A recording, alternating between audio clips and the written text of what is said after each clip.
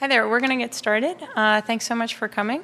We have a couple of folks from Transportation for America today with us to a town hall meeting. We have Ilana Preuss, who is the, get this right, Outreach and Field Director for the Transportation for America campaign. And with her we also have Will Hansfield, who's a regional organizer. So I'm going to hand it over to Ilana. Thanks. Well, thank you all for coming here today. I promise to be hopefully lively about this debate, and what I'd really like to do is make sure I hear from each of you here and anybody else who wants to join the conversation about what you think needs to happen. Because the Transportation for America campaign came about a year ago because individuals, nonprofits, business leaders, elected officials all started to recognize that what we're investing in with our transportation money from the federal government wasn't working. And private businesses like Google and small cities all over the country were starting to wrestle control from the federal government about what they wanted their own transportation future to be. And people realized that that's one way to go about doing it, but the other way would really be to change the rules of the game at the federal level so that we could build our communities the way we want, our businesses could get employees around the way that they want, and we would actually support that from the federal government. But the big question to me today, and that I want to turn over to you guys in just a little while, is how do you think this money should be spent? The transportation bill is a lot of money that goes out across the country. Up until this year, talking about $500 billion from the federal government used to be a lot of money. It's still, to me, a fair amount of money going out. And historically, this is money that's had no strings attached to it. What I'm going to do is talk for just a couple minutes about the campaign, what we see as unique opportunities, about why we think this change is time to happen now, a little bit about the transportation bill and how this money gets spent, but really, more specifically, to come to each of you with questions about what would you like to see happen in your community, around here, in this region, and how do you want to be able to get around? So a little bit about Transportation for America. It is a national coalition. We are a campaign of, as I said, individuals, nonprofits, business leaders, elected officials who have come together to advocate for changing a federal bill called the Surface Transportation Act. This bill comes up every 5 years, 5 or 6 years, and the federal government decides how much money to spend and what are going to be the rules of how that money is spent all across the country. There's a whole bunch of partners from across the country. There's over 250 now. We started with 15 about a year ago. People understand this idea pretty plainly that we need to change the way we're investing in transportation. But the question is, why do we see this change now? We've been, in fact, investing in a federal transportation system for about 50 years. Right? 50 years ago, President Eisenhower set us on a path. In 1956, he announced, we are going to do something that no one has ever thought of before. We are going to connect all of our cities with an interstate highway system. They thought it was ludicrous. They said it would never work. They said it will take too many years. In the 1980s, we finished the interstate highway system. But today, we're at a crossroads. In the 21st century, we need something very different because the country that we have today is very different from where we were 50 years ago. Our economy is in a very different place, as I'm sure everyone knows. The high gas prices from last year were one thing, but the economic troubles that a lot of households are dealing with today is another issue. Households need to be able to trim the fat from their budgets or trim anything from their budgets wherever they can. And giving people different ways to get around is one way to reduce their cost. We also know that we have energy concerns. This is on the climate side and on the security side. We have to deal with climate change. Transportation contributes 1/3 of our national greenhouse gas emissions. And we have to make our country secure from foreign oil. What does it mean to reduce the amount of oil that we use so that we can be a safer country? We also know that our demographics are changing. Across the country, we did a survey on where people want to live. And this was national. It's not specific to this region of the country. But we found that over 30% of households would want to live close in a smaller lot, near the shops, near the schools, near the businesses, if they could afford it. What is affordable is obviously relative by region. But We also found out that that was, in fact, lower than what is the true demand in many areas. And only about 5% of the market is being built that way right now. We also know that in about 30 years, a demographer did some projections for us. In about 30 years, we expect that only a quarter of all households will be households with kids. People who without kids and people with kids don't necessarily want to live in the same places, don't have the same housing demands. The places that people wanted to live overwhelmingly in the 1950s and 60s is very different from where people are going to want to live in the next 20, 30 years. The demand has changed. The tide has turned. We need to make sure that transportation can meet those needs. We also know that the system is both broken. Broke because the federal transportation budget ran out of money last year. It had to get an extra gift from the federal government last year. But it's also broken. I'm sure people heard about the Minnesota bridge collapse. It was an atrocity that happened. And we want to make sure that that doesn't happen anywhere else. We invested in this interstate highway system. It is, in fact, a world-class interstate highway system. We need to maintain it. Nobody puts out an amazing system that's, in fact, working pretty well and then neglects to at least upkeep it.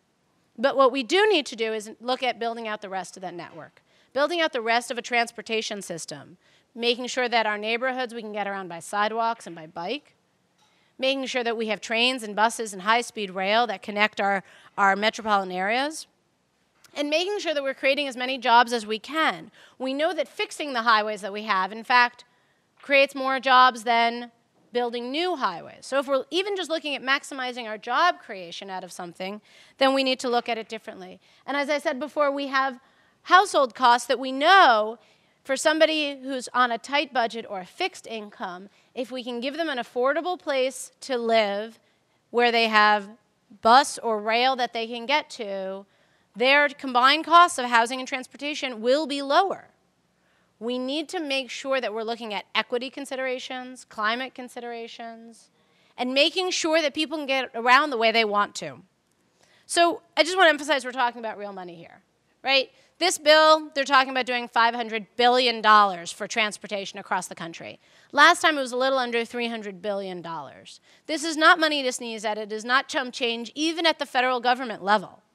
This is a lot of money. And what I am out here to say, and hoping each one of you will join me in, is that we in fact need to get a lot more voices heard about what people want to see of transportation in their community, in their region, and in their state. So there's a few challenges to this. There's this thing called politics in DC. It's a little different than it was, just a year ago, I would say, but there are a lot of entrenched interests that just like building roads. They've been doing it for 50 years, they don't want to change it, and they want to just keep doing that without having any strings attached. There's also always opposition to whatever change in status quo is out there. But there's also 50 years of this one system. We've built a highway, we finished it, but nobody has really come up with the next great plan. What is the vision for the 21st century? Do we need President Obama to stand up and say, the vision for the 21st century is to connect every major metropolitan area with high-speed rail in the next 30 years, just like Eisenhower did in the 50s? Is that what we need next? We need to have those voices and those ideas and the innovation come together at the federal level to know what we want next. And so Transportation for America is working with people like you and businesses like Google, I hope, across the country to get people together and say, what is it we want? And make sure that those voices are heard. There's a few goals that we have for the next transportation bill, though. We want to make sure it creates a lot of jobs. Seems like a simplistic idea, but it's not just about jobs, it's about jobs in the local communities. Jobs that give jobs, projects that give jobs to people in a given community so that we can have more in each location across the country. We do want to make sure that we build a world-class rail network. Some of it will be high speed, some of it will be plain old regular speed. I just took the train from Sacramento, and I can tell you that parts of that are not particularly high speed. But we need to make sure we're connecting our metropolitan areas with rail, and that's both for people and for freight. We're going to have a huge amount of influx of freight getting shipped across the country. If it's just in trucks, our cars will be in a standstill. we also need to maintain the existing system. We have to make sure that we're keeping our roads and our bridges and our trains and our buses and our sidewalks and our bikeways in good condition. The whole system that's out there, we have to make sure that it's good.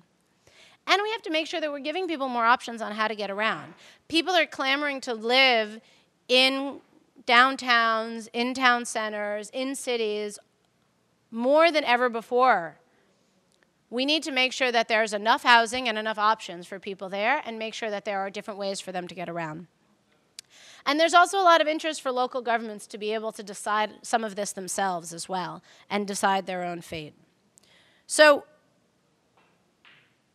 the major question to me is, what do people want to see? And we are working with people all across the country in April and in May this year to, in fact, do meetings like this in big cities and businesses and small towns to talk with people about the projects that they'd like to see, the vision that they have for how we should be getting around, and what people would like to see out of this next big chunk of money. It's not going to be a simple task to change it, but to make that change happen, we have to get a lot of people to talk about it and really change the way we're thinking about what are our options, what is possible in our transportation investments, because it's truly an investment in our communities and in our businesses. So I've given you a brief introduction about these ideas, and what I'd like to do is, in fact, ask you to think about what you'd like to see. So do you think that the federal government should have priorities in what it spends on transportation? We have a few ideas. They have to do with climate and energy security and health and safety and things like that. Crazy ideas, but I'd like to know what you guys think. But also, how do you want to get around, and how should our stuff get around? What do you think are the right ways that we should be doing this? And believe me, Will's going to capture all of it. And then what projects do you want to see? What should Google be able to do? I understand that Google is one of the biggest private transit systems in the country. Should that be Google's responsibility? Does Google need to hold that up? Is that a system that should be part of a larger initiative in Northern California so that more people have that kind of access to get to their jobs? And what else should we be doing across the country? And before I go any farther, I'd like to walk away from the mic, actually, and see if anybody wants to volunteer to go first and say what they think. Go ahead, if you wouldn't mind introducing yourself, because I obviously don't know anybody here. This is being recorded. You need to use the mic. It's not being recorded. Will's just jotting stuff down. I'm Glenn Truitt. So does the priorities include things like CAFE standards? That's a good question. So CAFE standards are the standards by which what kind of fuel efficiency are our cars making. That's not part of the transportation bill traditionally. There's an energy bill, a climate bill, that are obviously being combined right now, that are up for discussion at the federal level, that may include an increase in CAFE standards, but because it just went through last year, the initial increase, I don't think that's going to be part of this climate bill. The CAFE standards, though, are not part of the transportation bill. The transportation bill is solely about how much money is in the pot, who gets that pot of money, and how is it divided, and what are the rules for spending the money. So CAFE standards are not part of the transportation bill. So I'm Jessica Wei. I am doing content partnerships, particularly for Google Transit and then a few transportation-related projects. So I've been in contact with transit agencies for the past year. And I feel that one of the key questions for a lot of agencies are struggling with is information dissemination. So Google Transit is only playing a very small role there to get all the transit information there so that people, general riders would actually find alternative ways to access the transportation. So I feel that if the difficulty of actually getting people to take public transit is, one is there is a misconception of taking transit is so uncool for people, so it's a general image thing. And then second is people don't really know what kind of transportation is available for them. So I think that if part of the bill can help the transit agencies or even transportation in general, to help the general public to access this information easier. That's one way of doing that, and that can create jobs. And the second is you're talking about $500 billion of investment. How would citizens know that these dollars are spending in the right place, or how the projects are progressing? I've done some of the research online, just like, for example, BART projects, the road extension. It's difficult to find out where the proposed line exactly is, and then so for the citizen to get involved, they will want to know how will that line affect my daily job.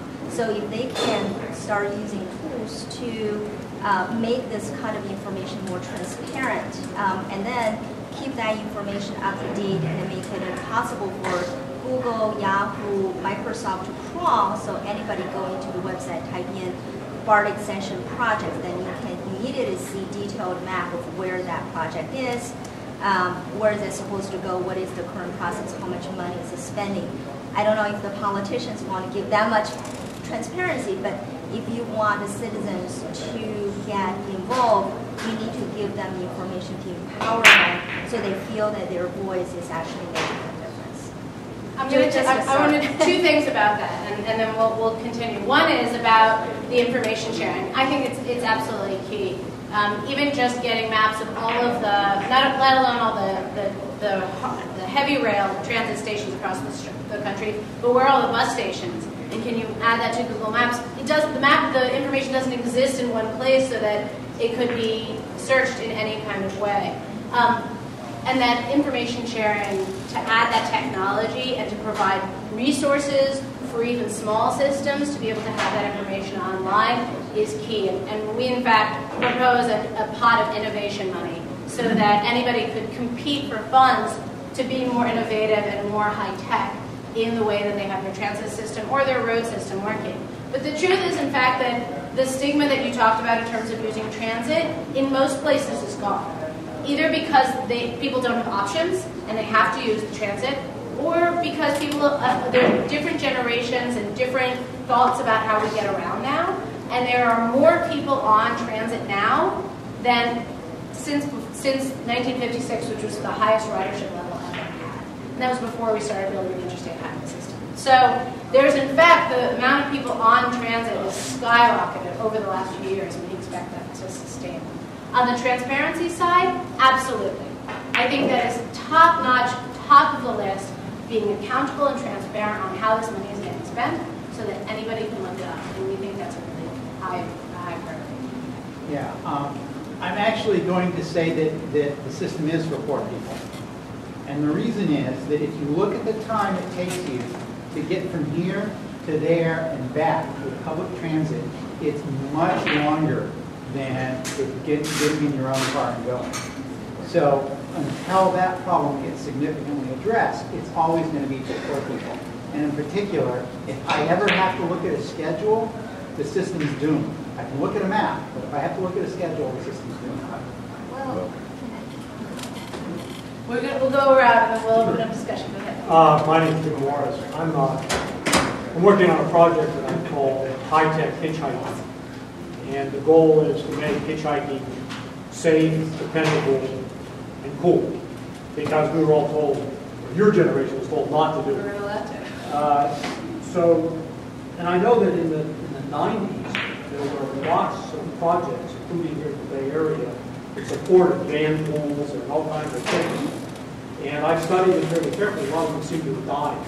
They died in the late 90s. Yes. And now I see hundreds of sites which basically combine the cell phone and the internet to say you can do this. And my question is, there are hundreds of these things that we're actually have a little association of people trying to get together to do it. But the question is, what I'm wondering is, will the government sort of resuscitate that movement that's happening? The van pools? Well, van pools were only had in the 90s. hitchhiking. I'm thinking... There's actually an official hitchhiking system around D.C. I can't remember. Slugging, thank you. Slugging, and it also happens here in the East Bay. Right. People jumping into each other's cars like crazy.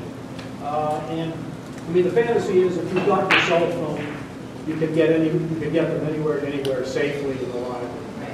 So you have a very expensive cell phone instead of a very expensive car. I don't know. I wouldn't even take a gander on the slugging system. If somebody came up with, if a jurisdiction came up with an innovation slugging project, could you get money out of this innovations grant pool that we're proposing? Possibly. The van pool issue is very interesting. It died off because there was a tax code piece that changed. And I can't tell you the details on it because it's too fuzzy in my head right now. But it's something that we've actually just changed back. And so that the whole van pool system hopefully will see a much bigger resurgence right now in a more official capacity than it ever was before. And I think it's a great idea. I love the idea of getting slugging all over the place. Just for more information on the van pool, you should look at the ACT Coalition. Oh, yeah. They have it on their website. They just went through in the ARA, the recovery bill, most recent one. American Recovery and Investment. Yeah, so that's the coalition, ACT. So it's $500 billion. Yes. Well, partially. Let me give you qualified answer. There's the gas tax that everybody pays whenever you put gas in your car. That doesn't add up to $500 billion over 5 years. People are driving less. And so we're collecting much less of the gas tax than we were before, which is why last year the transportation trust funds went broke, because there wasn't enough. The people weren't driving as much and they didn't hit their mark of how much money they thought they were going to bring in. To hit $500 billion, it's going to have a lot of other sources of money. I don't remember off the top of my head how much of that would be estimated out of. How much was it in the last 5 years?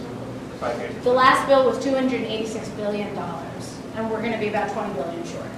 So if we plateau, then about half of it will come out of the gas tax. If we continue to drop, then I don't know. So why not raise the gas tax? That is one of the solutions being proposed. It's not that politically loved of a solution. Some people think you should raise it 50 cents. Some people think you should be raising it 5 cents. But you were asking a question. Yeah, so where did that money go? Like, where did the $280 billion? The $286 billion gets divided among all of the states, but depending on how much money they put into it, how much gas tax they collected. And they get to spend it out of over 100 different programs that exist in the federal transportation bill. Some of them are big pots, like the Surface Transportation Program, which in theory was created so that you could spend it on any kind of surface transportation, but in fact is almost solely spent on roads, and a little bit on bikes and sidewalks. Other ones are specifically for senior mobility and vans for seniors and disabled. So there's a whole bunch of other different sources for it. It seems sort of likely that we use a very large portion of this next bill to sort of follow the same patterns. I don't know. One of the things that we're proposing is, in fact, instead of 100 programs, you need to have 12 programs. You need to pick your top 12 priorities, and you really have to focus in on them. Seniors and disabled, green freight. How do we get things around without destroying the climate? How do we make sure that we're having a fixing what we have pool of money so that we're maintaining what we already have? So Patton says we really need to heavily invest in transit so that we have a lot more of it, so that it doesn't take us a really long time to get places on transit. So we think that this is not just a pie-in-the-sky idea. There are, in fact, organizations and elected officials across the country that are really mobilizing around changing the transportation bill. To me, the question is, how much will it be changed? What about air transit? Like, we need a modernization of the air traffic control, and the airlines are not going to go away anytime soon, and this would greatly improve efficiency. Yes, not in this bill. That all of the air policies come out of another piece of legislation. This one and this campaign specifically is focused on surface transportation, things that are on the ground. The air control, though, is a very interesting question, though, and it has more to do with the solvency of the airline industries than anything else. There's a lot of people who think that the airline industries, anything that's under a couple of 100 miles, is going to stop being, it already, for most parts, isn't profitable anymore for them to do short-haul flights. And so in a lot of parts of the country, especially in the middle of the country, the airlines are not doing the short flights between, major cities in Montana. And so you have to go out of state and come back into state to get between major cities. And so all of a sudden there is this really fear in a lot of people's minds about how they're going to get around. And one of the reasons that I think that the major rail investment is important is because we won't have those short haul flights probably very soon. And we need to make sure that we're connecting folks up by really good rail systems. Up in front. You want me to pull up your slide? Yeah. Be prepared. So,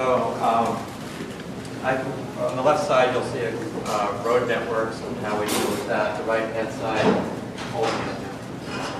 Tell me your name real quick. what? Your name. Jeffrey Oldham. It's written there. Thanks. Yeah, a lot of, so comparisons of road and public transportation network. So if I have roads are, we have lots of different agencies making roads. They all intersect. We don't, you don't have a last mile problem. We have lots of different routes by lots of different transportation agencies serving different places. Those things are the same. Roads go everywhere, but the transportation routes in arbitrary limits. Like if I want to go over a creek, which is really a ditch, north of Palo Alto, I have to switch buses, right? Because there's some arbitrary limit on the public transportation jurisdiction. If I have a map that shows all the roads, it doesn't matter who provides the roads, whether it's the federal government or the state or local or the county. If I get a map of public transportation stuff, I get to find out that this is maintained by VTA.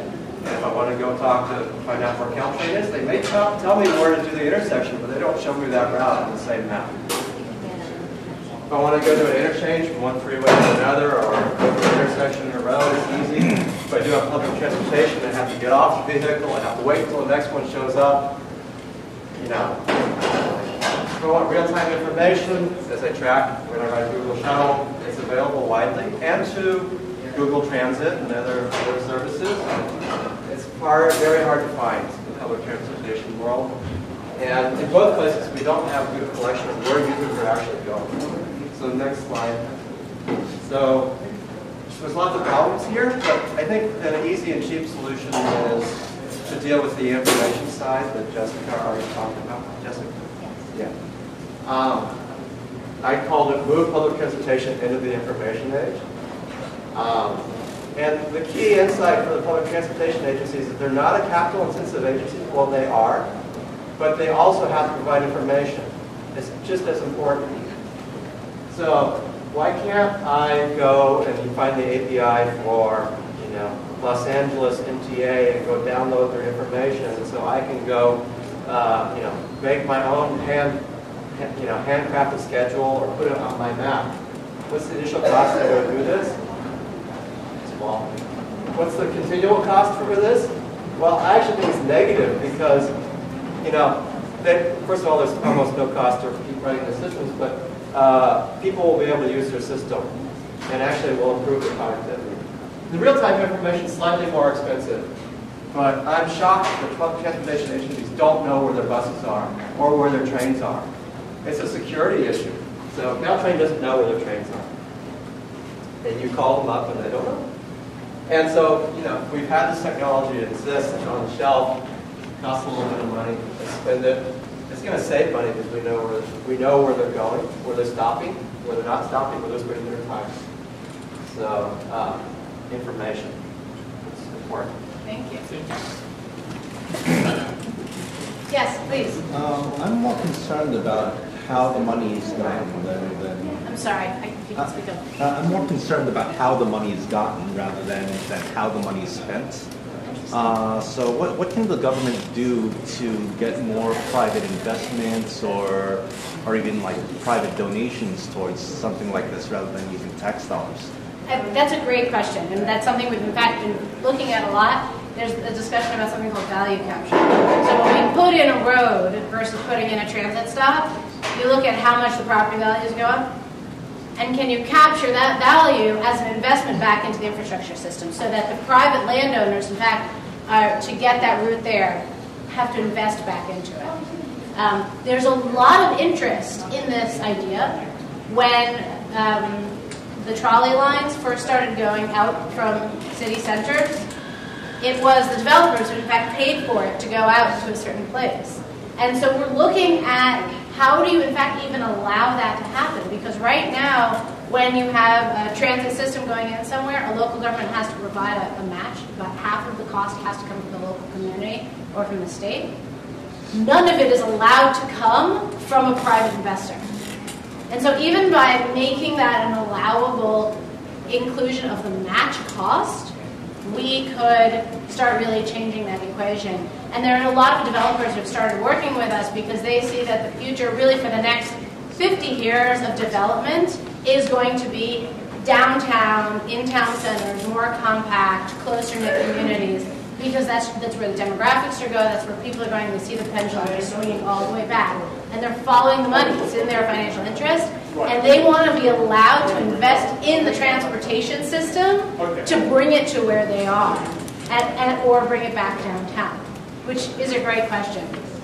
The other part of it is that right now the money for highways and for transit are in fact two different trust funds. They call them trust funds, which I think is ridiculous. It's like the kid with the trust fund.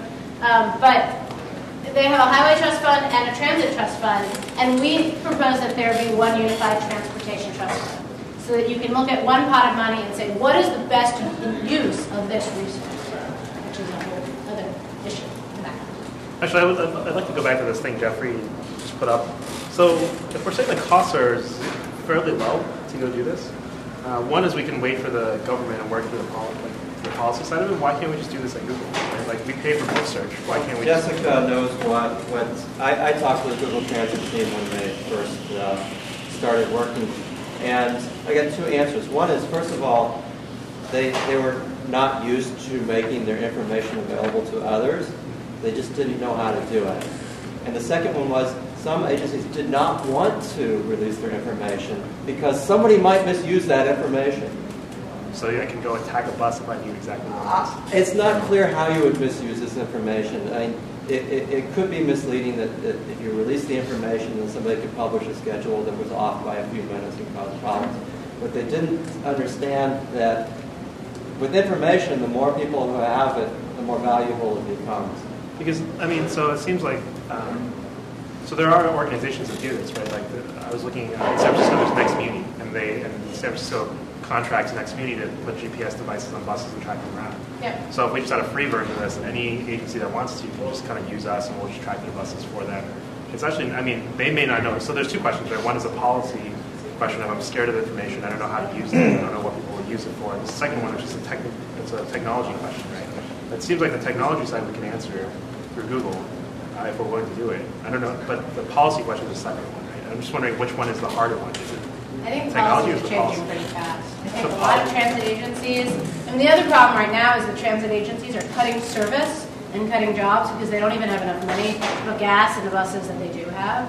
And so that to think about something like this, which I think is in fact a great idea and would make a huge difference, I think, from a lot of different perspectives. To do something like that for most places, I think, is beyond the scope of the way that they're thinking about things.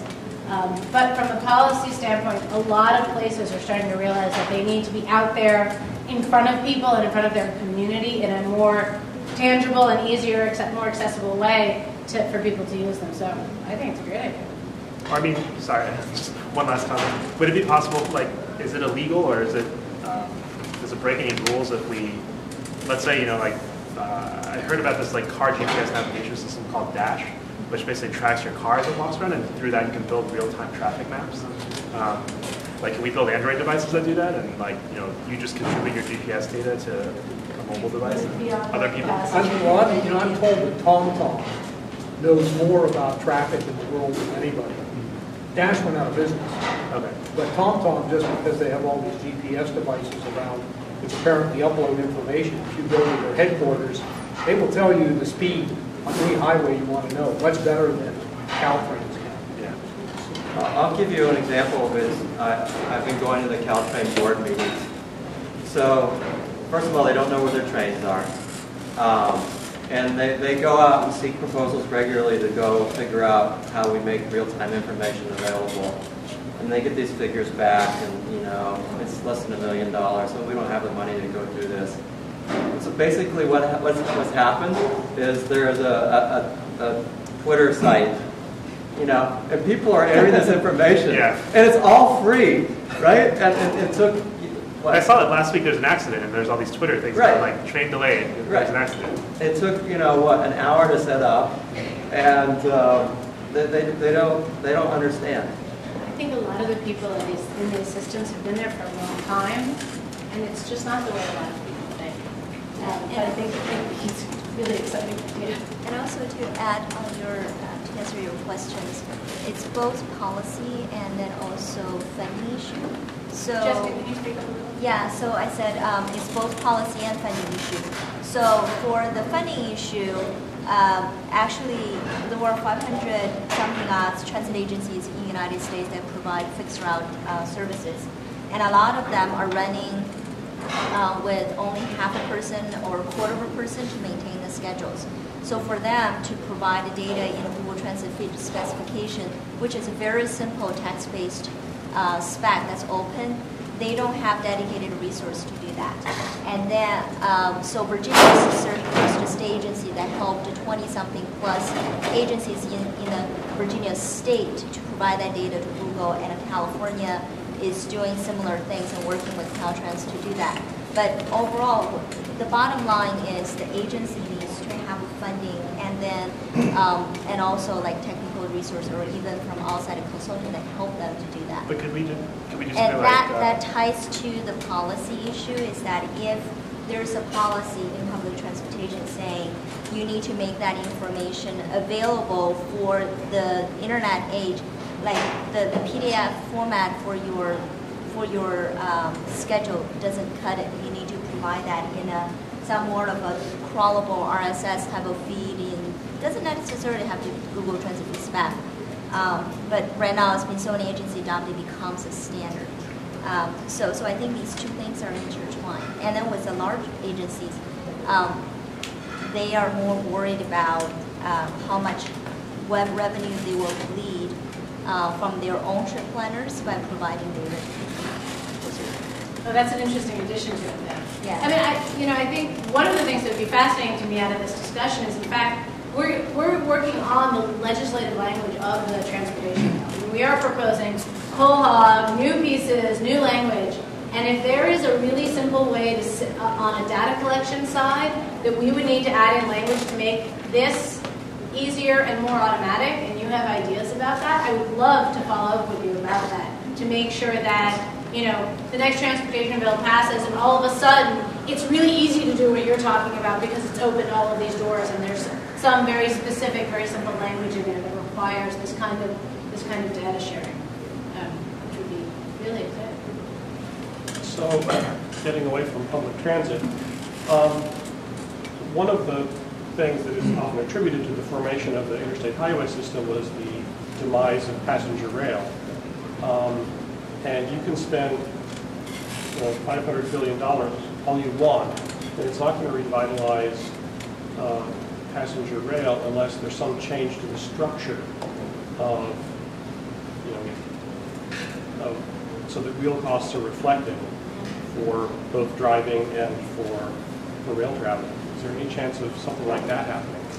That's a really good question and a tough question for a number of reasons. Speaking of gas tax.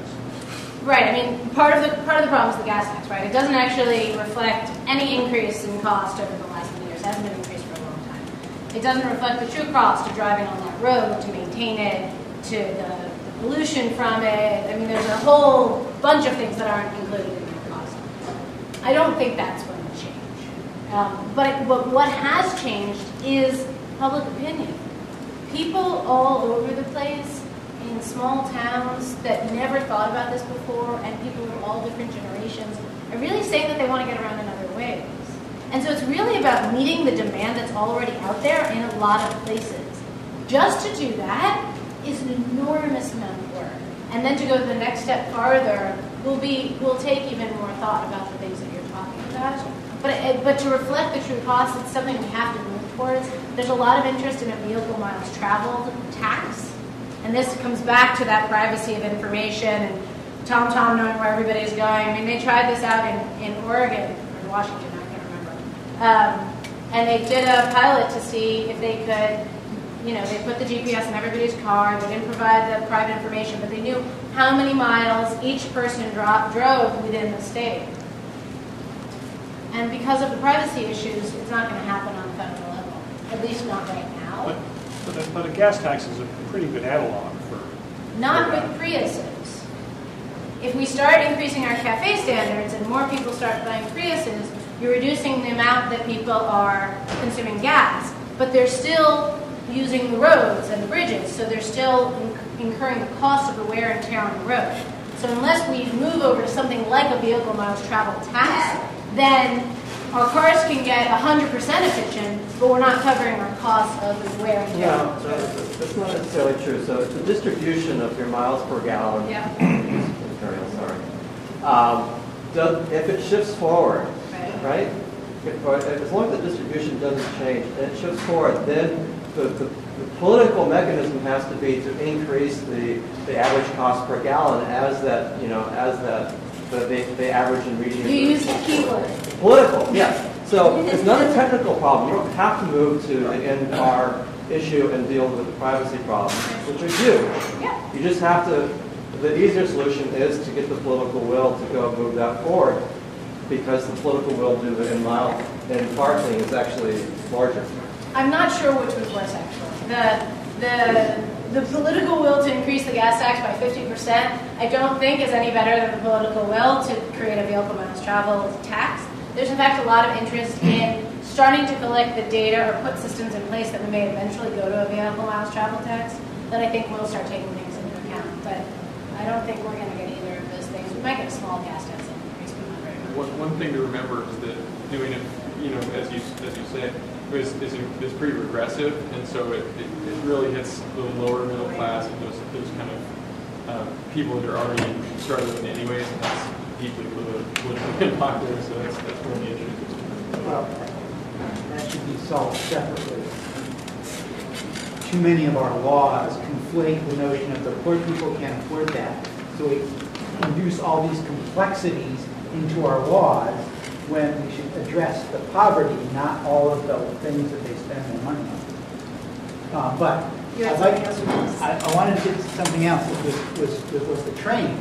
It was not true that the implosion of the passenger train was a result, caused the highway system. It was in fact the reverse. It was the increase in the highway system. That's what I said.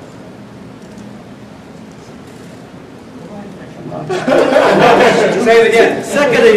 Seconding Glenn's comment. It was the effectiveness of the highway system that destroyed the passenger rail. It was the effectiveness, artificially low price. And the purchase of the rail systems. Right? I mean, a lot of the road builders purchased the trolley lines and put them out of business. Well, I was referring but that's a whole separate history. Referring to the passenger rail. But there are a couple of interesting things that come about that.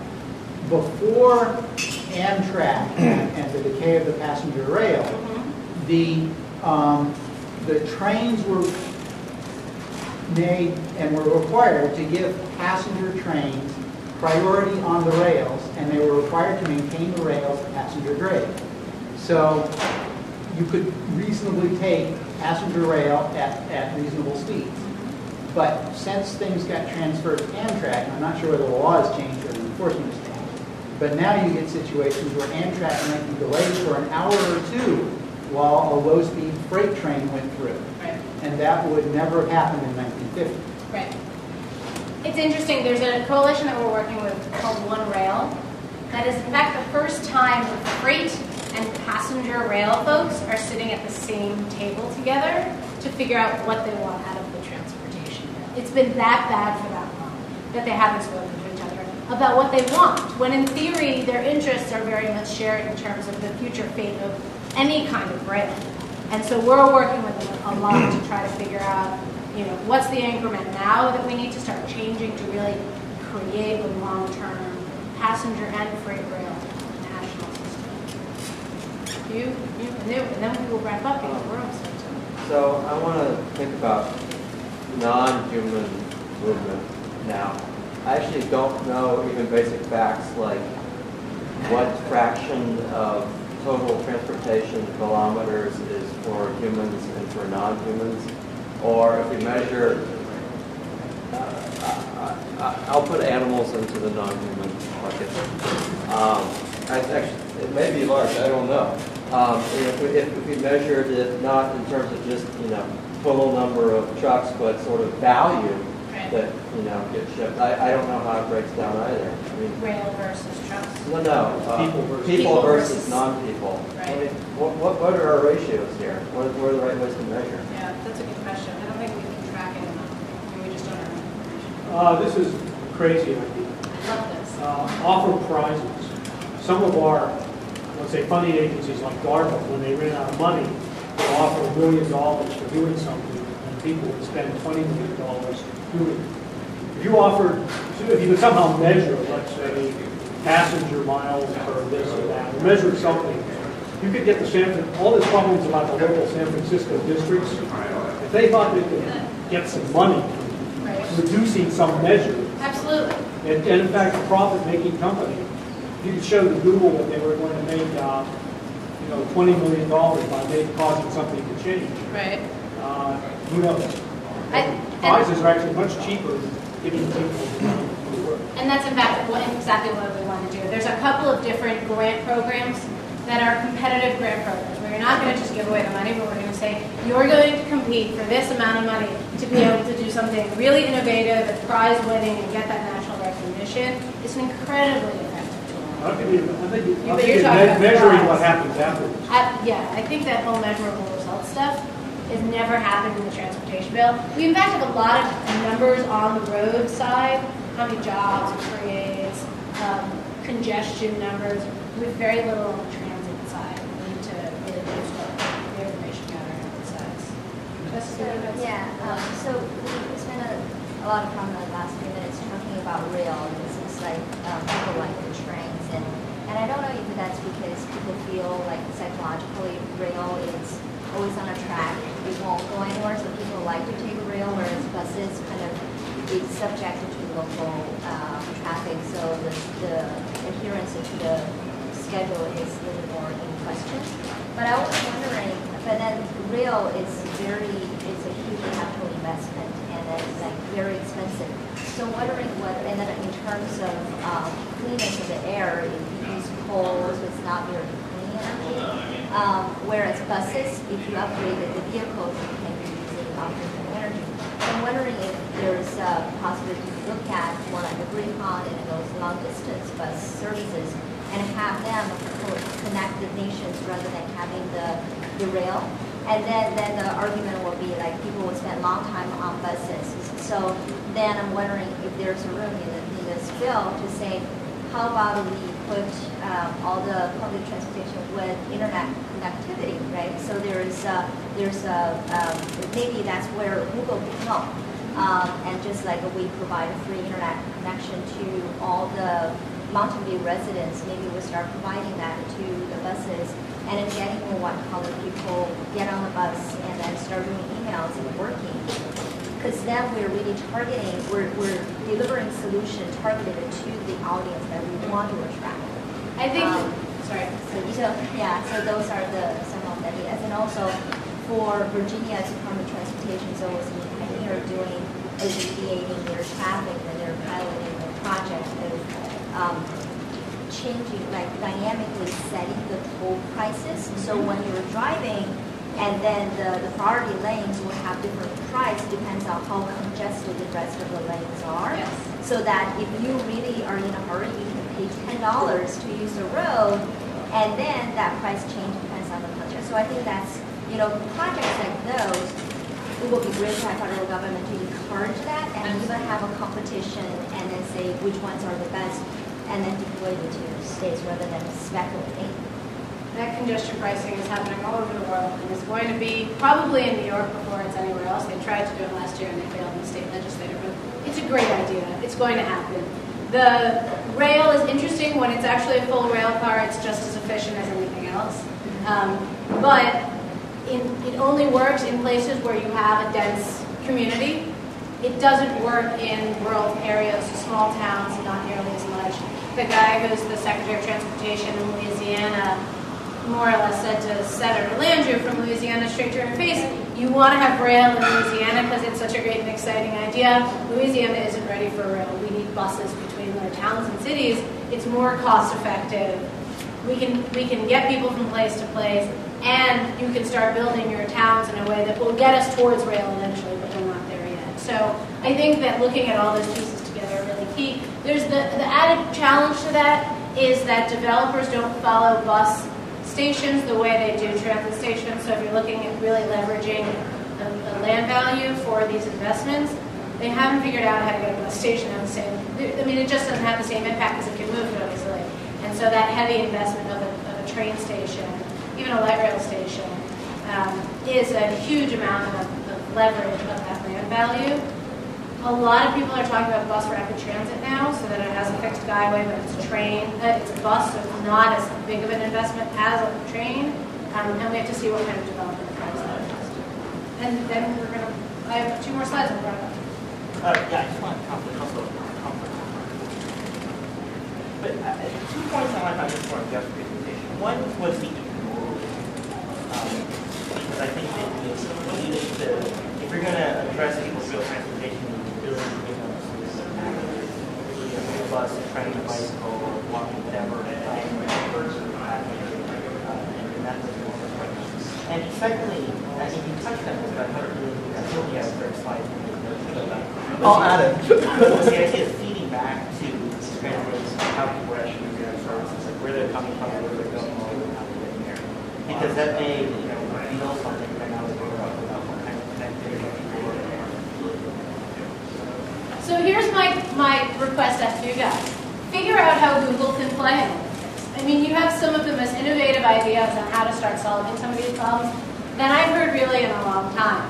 And it does take a lot for me to get out of DC. But I do like getting out of DC and talking to people about what are the great ideas of what we need. So I think talking with each other about these solutions and what can we do and what can Google specifically do to help create some of these solutions. We're working with people all over the country who are both the operators and the users and all the other parts of the system on the roads, on the trains, on the bike paths, on the walkways. And we can start trying things out together. I'd also love to see Google come to the table and just work with us on it. California is, in fact, a huge part of the both problem and solution on the transportation bill. You have a huge number of senators, well, there's only 2 of those, but members of Congress who are key to the solution on the transportation bill. And having you each talk to your friends and talk to your family and talk to your members of Congress and get Google to talk to their members of Congress about this is in fact really important as part of the solution because people just don't hear it. You go to DC and it's like they're in this little oven and they don't really hear what the rest of the country needs. And we need to make those voices a lot louder. And so how to get those voices to the table, I'd love to work with you on. How to come up with more of the solutions, I would really love to work with you on. And to really continue to bridge this out and connect up people in this new information age the way that Jeff was talking about. So that's it. I'm here for a little while. I'm happy to take any other questions, but we only asked for an hour of your time, and I thank you very much for your time today. Thank you.